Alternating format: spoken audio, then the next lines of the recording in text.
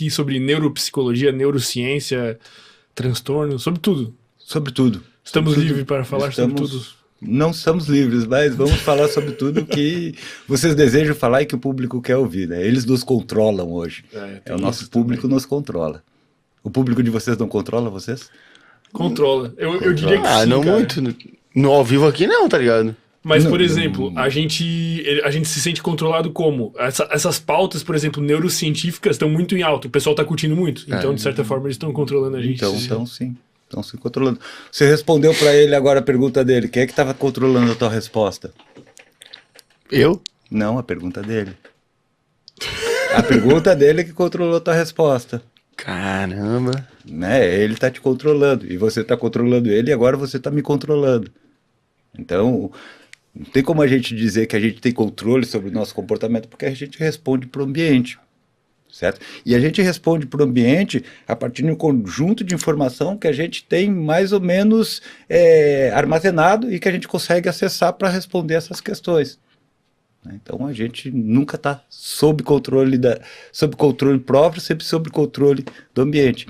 Aliás, tem uma coisa Não deu tempo nem da gente começar, a gente já tá... Tá, mas tem uma coisa que eu gosto de falar, que é interessante, assim, porque as pessoas não se dão conta disso. A gente se controla quando a gente tenta controlar o outro. Então imagina o seguinte, imagina que a gente está aqui conversando, né? Então enquanto eu estou conversando com você, eu estou, ao mesmo tempo, meu cérebro, ao mesmo tempo, ele está fazendo o que a gente costuma chamar de teoria da mente, que é tentar entender o que vocês estão querendo e como que vocês estão processando essas informações. E aí ele vai adaptando essas informações para chegar no objetivo dele. Quer fazer vocês compreenderem isso ou assumir o mesmo ponto de vista que eu. Uma manipulação. Se você quiser chamar de manipulação, pode chamar de manipulação. Eu diria que o controle se estabelece nessa relação entre eu e o outro. Ou melhor, entre o meu cérebro, o que o meu cérebro acha que o outro está pensando e o que ele quer do outro. Certo? Então, de certa maneira, o controle é sempre contextual. E essa é uma palavra que eu vou usar bastante, assim, contexto. Né? Porque a gente acaba criando situações na qual a gente tem demandas para responder. A gente criando situações, as situações vão criando demandas para nós responder.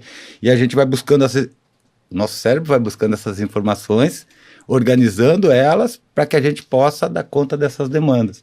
Então essa história assim de eu me controlo ou eu controlo as situações, ela é muito relativa. Porque ela está muito ligada à forma como a gente experimenta essas situações, certo? E aí tem um detalhe que para nós é importante, assim, né? Eu gosto sempre de começar a falar das coisas a partir de um ponto de vista que para mim é essencial para a gente entender o trabalho da psicoterapia e, de certa forma, também o trabalho da avaliação neuropsicológica, né? O que está em jogo numa ciência psicológica? A experiência do indivíduo. Né? Por que eu falo da experiência do indivíduo? Porque se a gente for parar para pensar, tudo que existe está, de certa forma, dentro da nossa experiência. Não existe nada acontecendo fora da nossa experiência. Certo? Tudo que a gente vive e experimenta é o que está acontecendo aqui e agora. Tipo, a nossa realidade é limitada aos nossos sentidos. Tipo, a nossa realidade é a nossa experiência. Né? Você está dormindo, está tendo um sonho. O teu sonho, naquele momento, ele é real, certo? Enquanto você está experimentando, ele é real. Depois você acordar assim, foi, graças a Deus, passou. Dependendo do sonho, até ser, puta, que bosta, né? Mas enquanto você está ali sonhando, enquanto o cérebro está ativo durante o processo de sono, né? Fazendo seus ajustes metabólicos, você gera uma experiência. Você gera uma experiência, e essa experiência dentro daquele contexto pode ser efetivamente confundida com uma realidade. Né? Então, a gente está, de certa forma, preso nas nossas experiências. Né? Nós somos um produto das nossas experiências. E a nossa experiência é um produto do sistema nervoso central. Né? Isso é interessante também para a gente colocar. Então, quando a gente pensa em psicologia, do meu ponto de vista, a gente está pensando na experiência individual.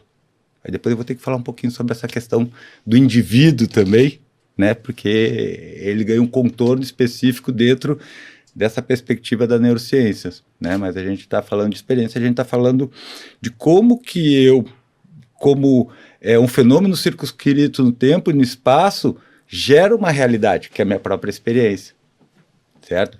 E aí a psicologia, é engraçado que ela surge no momento a partir de uma suspeita, de que a forma como eu experimento as coisas é diferente da maneira como você experimenta as coisas, certo?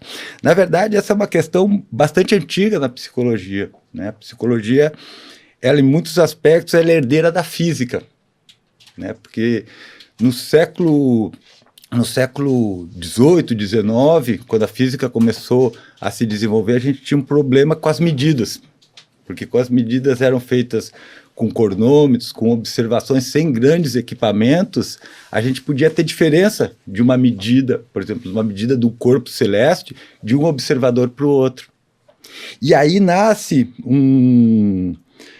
uma disciplina da física que vai se chamar de psicofísica, né, encabeçado por alguns autores como Fichtner, Titchener, que são caras que vão tentar entender como é que ocorre essa percepção e como é que ocorre essa distorção da percepção.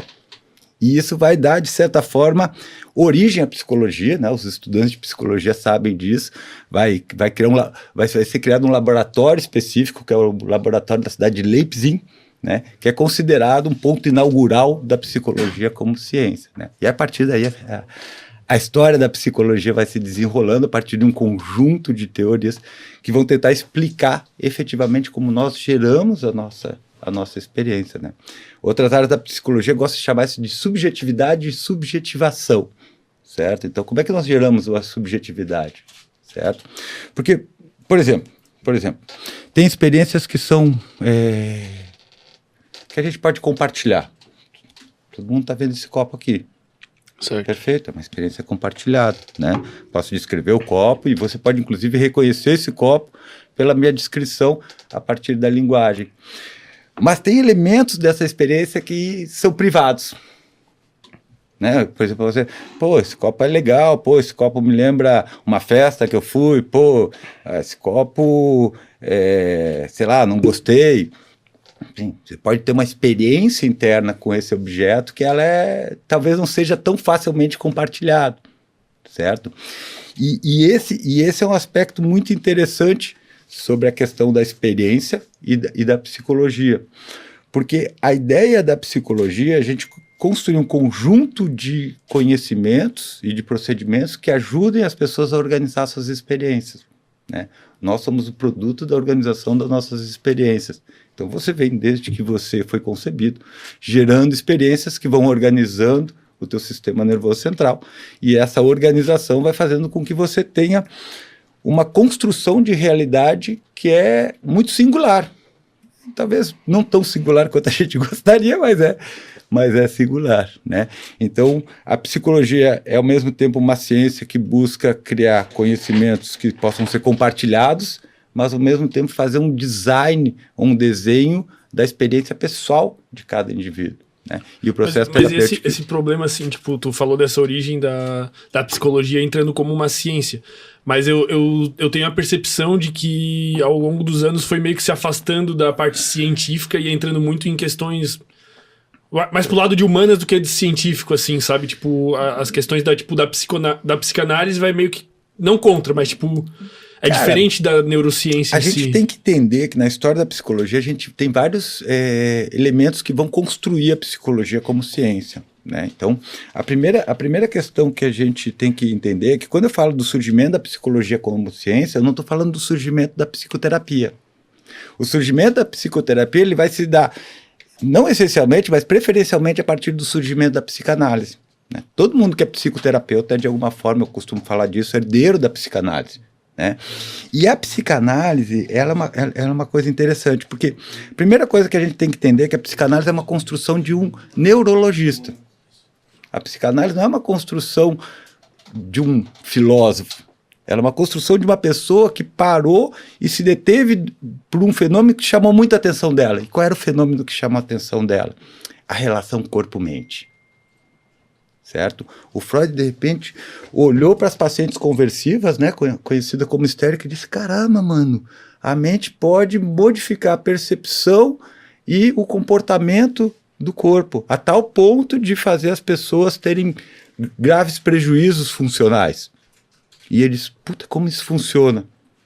Naquela época, os recursos e o conhecimento neurológico não era tão abrangente quanto a gente tem agora. O Freud precisou, obviamente, criar os métodos dele e criar uma metáfora que sustentasse aquilo, certo? E aí o Freud vai lá nos gregos, vai pegar o Édipo, toda aquela história que a gente conhece, mas a coisa que fez com que a psicanálise surgisse é a mesma que atrai hoje as pessoas para neurociências, que é essa relação entre corpo e mente. Por que eu estou botando aspas aqui? Porque mente é um negócio que não existe, meus alunos já sabem muito bem disso.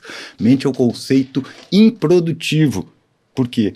Porque ele não é útil para a gente estudar os fenômenos comportamentais, certo? A utilidade dela é vazia em termos de conceito para a gente produzir conhecimento de como que o ser humano responde ao contexto de uma forma geral. Mas em que contexto existir a mente é útil? Eu não entendi. Em nenhum. Bom, vamos pensar assim. A mente não é útil nenhum. Gostou desse corte? Deixa o like e inscreva-se no canal. Tamo junto.